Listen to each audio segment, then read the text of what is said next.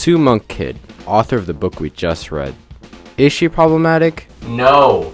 If you go to the back of the book, skipping the entire story, you'll find paragraphs on her life and how she wrote everything. She was born in 1947 at the southern state of Georgia, growing up around the standards of segregation and racial inequality.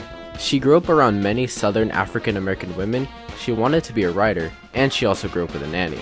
You can already see the connections to Lily. The novel was created because her husband remembered when he suddenly woke up to bees flying around the guest bedroom while visiting her house. Sue would imagine that same situation but pictured it with a girl that would later become the story's main character, Lily Owens. She would set Lily's story during the summer of 1964 because as she grew up, she learned about the racism that took place and never felt the same, wanting to write about it someday in the future. Overall, is she crazy? No. Aside from the societal problems that happened at the time, there isn't any personal problems that relate to the story. Okay, Jimmy, answer the next question. The most important theme of the book is the fairness of racism.